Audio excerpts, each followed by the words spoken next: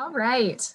Now I am going to turn over the microphone and the screen to my colleague Nadia Abusnena, our statewide Star Party coordinator, who is going to walk us through the nitty-gritty details on how you can participate in Globe at Night this week as part of our statewide Star Party festivities.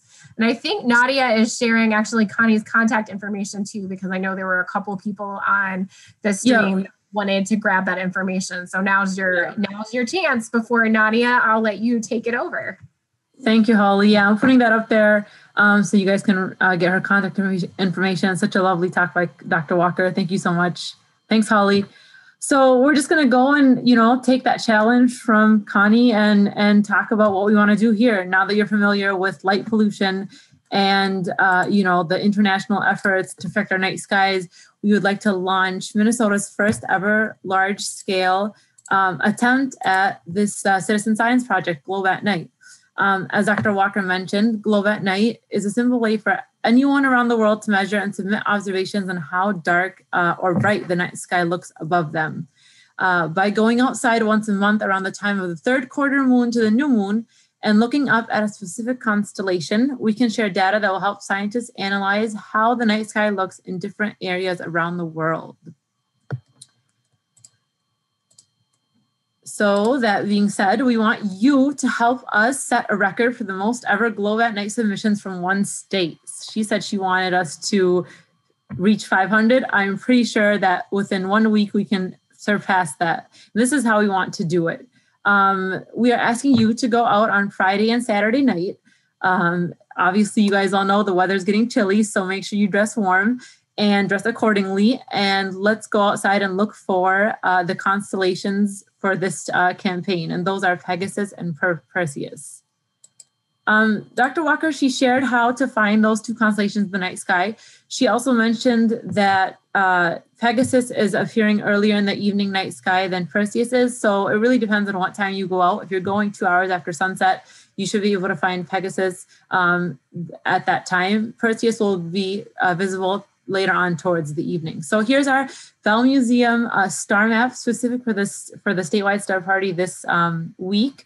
The way you want to take the star map, and you can also download this from our website. The way you want to do is take this, put it above you, align the poles north to south, west to east, and then you'll find the great square of Pegasus right above you in the southern sky. And you take that outside. And also you could use an app to find the constellation to know which area you'll be looking at outside of your home. Also, before you go out, make sure you check your app and make sure it's on nighttime mode. I tried this a couple times. Some phones may already adjust it depending on the time that you open that web app, and that link was posted in the chat box. If it's not, then you could manually click to the nighttime version, because when you do go out and you do launch that page, you want to make sure that you're looking at the night sky and you're not distracting yourself or looking at any lights. That's including your phone, and kind of get your eyes adjusted to the dark sky. You give yourself 10 to 15 minutes to get your eyes adjusted to the darkness. So once you find the constellations and you're on the website, you should be able to enter in. Dr. Walker mentioned that on the app, it automatically enters your location. If it doesn't, then you could type in the street address. And one thing that you want to make sure that you do is in the location box, in the comment box, also make sure to add the Minnesota Statewide Star Party. So add that comment, Minnesota Statewide Star Party.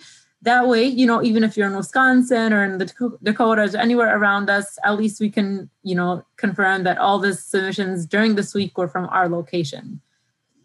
Then you choose the star chart that matches most closely to what you see toward the constellation. If you're doing Pegasus, you choose the chart that looks mostly to what you see.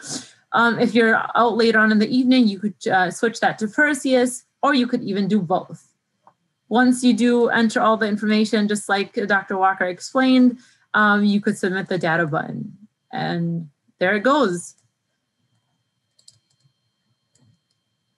So you can do this in different locations throughout the week. You can do this with both constellations, and hopefully we can get your friends and your family to help you submit more data. The more data we have, the more easier it will be for us to break that record. Now we're going to share this information multiple times this week so we can remind you, and our goal is to go out Friday and Saturday night, but like Dr. Walker mentioned, we can really go out anytime during this week. So if you have any questions, you could ask them right now in the chat box. Otherwise, you can email your questions at statestarparty@umn.edu. All right. So I also want to point you to our website where Holly mentioned we have a lot of resources and activities on there. I'm just going to go through a couple of the activities here just to get you prepared for them. Here's if you go to the website, you'll see the tab that has the resources and then the tab that has the activities. The 3D constellation activity we will actually be doing together on Friday with a NASA JPL Solar System Ambassador, Dee McClellan. So check that out today. Look at the materials that you need, gather your materials, prepare yourself, so that way you can do it along with her on Friday. That will be after the keynote presentation on Friday. We also have the Community Night Sky Mural, which is a creative art activity. And there are 3 versions of this activity. You could, they're all outlined on the website. You could print it out and color the night sky, with your kids and kind of have them color what they see, how they visualize the night sky. Or you can print out the landscape and then add that on a construction paper and then add that and color that construction paper. Or what you can do is you can print out or cut out a piece of construction paper and color what you think the night sky looks like and then mail that out to the Bell Museum, and we will add it as a mosaic to a larger piece, a community art mural that will be hung up at the Bell Museum. So there's more details on that one in that section on the website as well. And finally, there's also a scavenger hunt that you can, download or print and go outside and look for some cool things that you can see visible in the night sky. All right, and remember, for each activity and everything that you draw and just everything you're learning this week, all the gems and the awesome, memories that are coming up for you with the night sky, and your pictures, whether you're going out to look at the night sky, you're doing globe at night activity, make sure you tag us on social media at the Bell Museum and also with the hashtag Minnesota Star Party. All right, Holly, back to you. Thanks, Nadia. Thank you. All right. Well, we have a little bit of time, so I just want to let folks know that we're sticking to our schedule that we posted on our website, just because we know some people are going to be tuning in and tuning out. And so we're planning for at 8:30, our planetarium team, who hosts our monthly star parties, are going to be sharing views. I can't say live views because it's pretty cloudy and rainy here in the Twin Cities, but fortunately they were able to get out last week and get some great images from our telescopes. But before we head to that, we might even take a little break because I know that this has been a long time to be online.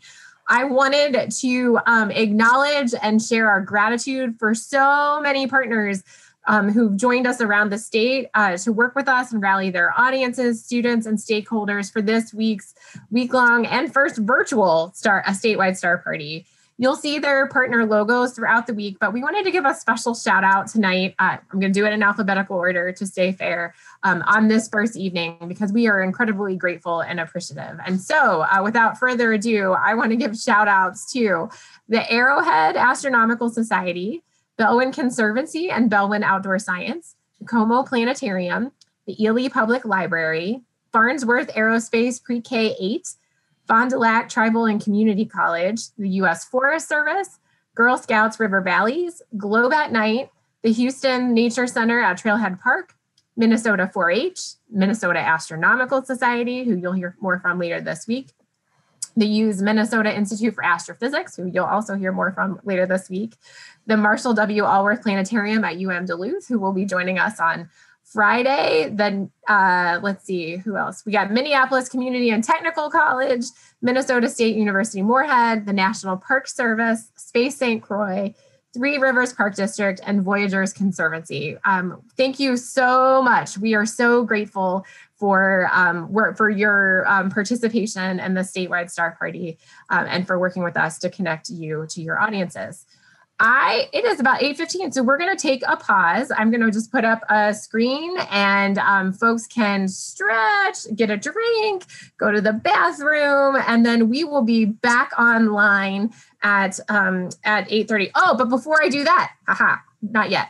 I'm going to tell you about what's happening tomorrow, which is super exciting.